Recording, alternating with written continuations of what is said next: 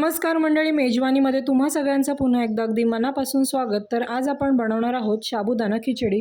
ज्यांचा उपवास असतो ते तर साबुदाणा खिचडी खातातच, पण ज्यांचा उपवास नसतो ते सुद्धा यांच्याबरोबर आवडीने साबुदाणा खिचडी खातात। चला तर मग सुरुवात करूयात।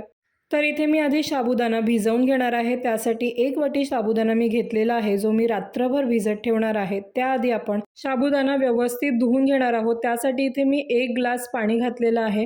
साबुदाणा धुताना तो हाताने व्यवस्थित चोळून घ्यायचा, म्हणजे यावरचं स्टार्च निघून जातं आणि सुटसुटीत असा मोकळा आपला साबुदाणा व्यवस्थित भिजला जातो। त्यानंतर यामध्ये आपण थोडंसं पाणी घालणार आहोत।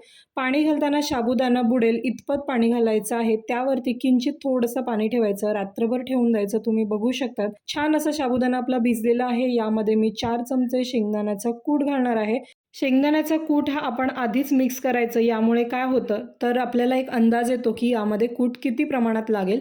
जर तुम्हाला कमी वाटला तर तुम्ही नंतर सुद्धा वरून घालू शकता। आणि आधीच कूट यामध्ये मिक्स केल्यामुळे छान असा तो सर्व साबुदाण्यांमध्ये मिक्स होतो आणि साबुदाणा सुद्धा आपला मोकळा होतो।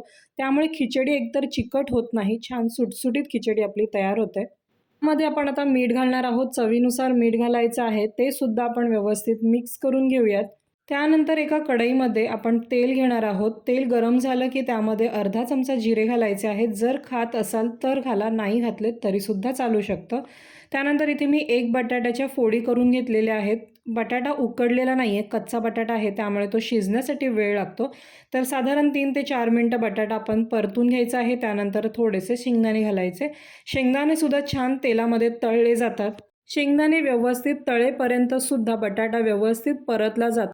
यामध्ये आता आपण हिरवी मिरची घालणार आहोत। इथे मी 4 हिरव्या मिरच्या बारीक चिरून घेतलेल्या आहेत, त्यासुद्धा व्यवस्थित तेलामध्ये परतून घ्यायच्या आहेत। सगळ्यात शेवटी इथे आपण घालणार आहोत शेंगदाण्याचा कूट मिक्स करून घेतलेले साबुदाणा।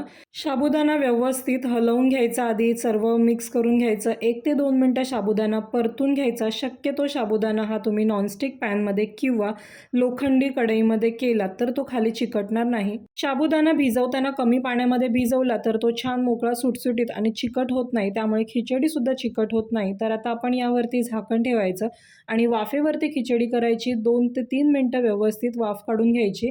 तुम्ही बघू शकतात वाफेमुळे एकतर खिचडी खूप छान व्यवस्थित शिजली जाते आणि ती मऊ होते। साबुदाणा हा पचण्यासाठी जड असतो। बऱ्याच जणांना साबुदाण्याची खिचडी किंवा साबुदाणा खाल्ल्यानंतर पोट फुगल्याचा त्रास होतो। त्यासाठीच साबुदाण्याची खिचडी ही वाफेवरती व्यवस्थित शिजवून घ्यायची आहे। 5 ते 6 मिनटं व्यवस्थित खिचडी परतून घ्यायची आहे। तयार आहे आपली खिचडी। यावरती तुम्ही जर खात असाल तर कोथिंबीर सुद्धा घालू शकता। काही जण खिचडीवरती साखर आणि दूध घालून सुद्धा खातात। दह्याबरोबर सुद्धा साबुदाणा खिचडी खूप छान लागते। उपवास असो किंवा नसो, तुम्ही सुद्धा या पद्धतीने साबुदाणा खिचडी नक्की ट्राय करून बघा। कशी होते ते कमेंटमध्ये कळवा। आणि जर व्हिडिओ किंवा माझी रेसिपी आवडली असेल तर प्लीज व्हिडिओला लाईक, शेअर, सबस्क्राईब नक्की करा।